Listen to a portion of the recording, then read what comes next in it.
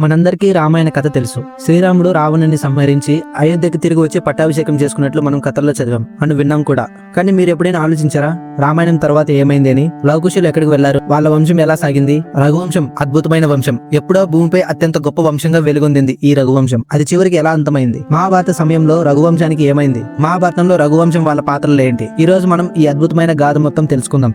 Skip చేయకుండా last వరకు చూసేయండి. మీకు ఇది చాలా ఇంట్రెస్టింగ్ గా కూడా అనిపిస్తుంది.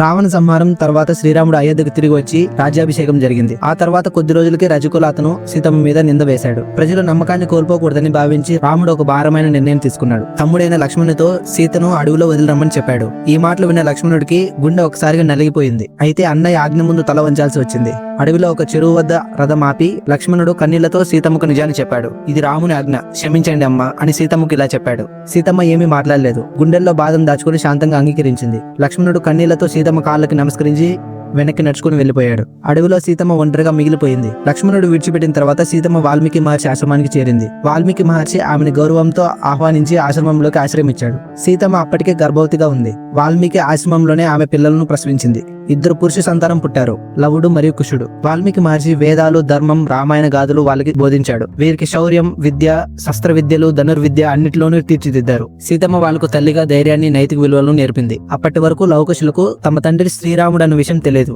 శ్రీరాముడు అయోధ్యలో అశ్వమేధ యజ్ఞం ప్రారంభించాడు. యజ్ఞం విజయవంతంగా జరగాలంటే యజ్ఞాశ్వాన్ని దేశమంతా విహరించాల్సి ఉంటుంది. అశ్వాన్ని వాళ్ళు వదిలారు. అక్కడి నుంచి అశ్వం వాల్మీకి ఆశ్రమం వైపు వచ్చింది.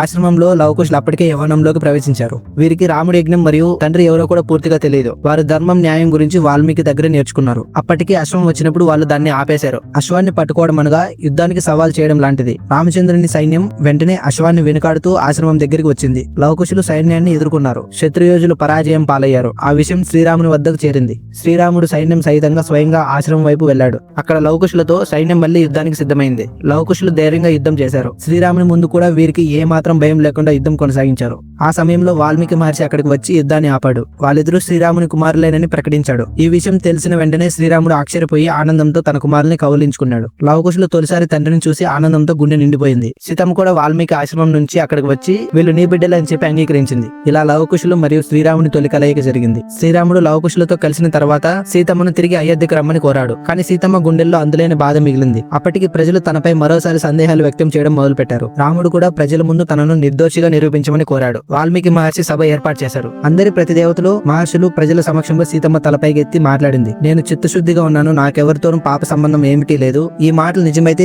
భూదేవి నాకు శరణాగతి ఇవ్వాలి అని ప్రస్తావించింది. ఆ ఒక్క క్షణంలోని భూమి చీలి రెండుగా విడిపోయింది. ఒక వేదిక వచ్చి సీతమ్మను స్వాగతించింది. సీతమ్మ ధైర్యంగా తన కుమారులను చూసి మంచి జీవితం గడపాలని ఆశీర్వదించింది. అనంతరం భూమిలోకి ప్రవేశించింది. అందరూ ఆ ఘట్టాన్ని కన్నీళ్లతో చూశారు. రాముడు కూడా ఎంతో వేదనతో ఆ దృశ్యాన్ని చూశాడు. ఆ రోజు నుంచి సీతమ్మ తన తల్లి అయిన భూదేవిలో శాశ్వతంగా శాంతిని పొందింది. రాముడు రాజ్యాన్ని వదలాల్సిన సమయం కూడా వచ్చింది.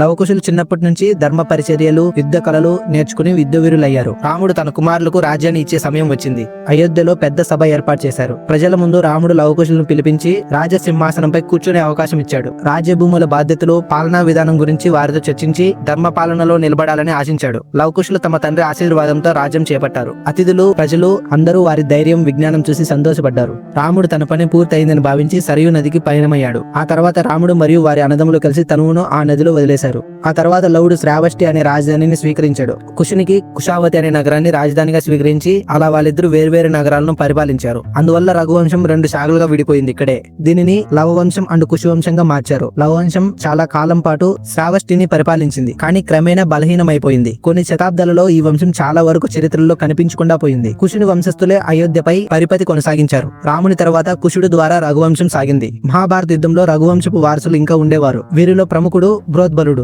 ఇతను శ్రీరాముని వారసుడు, రఘువంశపు రాజు. బృహద్బలుడు కోశల రాజు, అయోధ్య దగ్గర ఉన్న దేశాన్ని పరిపాలించేవాడు. మహాభారత యుద్ధంలో ఇతడు కౌరవ పక్షంలో పాల్గొన్నాడు. అభిమన్యుడి చక్రవ్యూహంలో పోరాడుతుండగా బృహద్బలుడిని హతమార్చాడు. ఇది రఘువంశపు ఒక ఘోరమైన దురదృష్టకర ఘటన.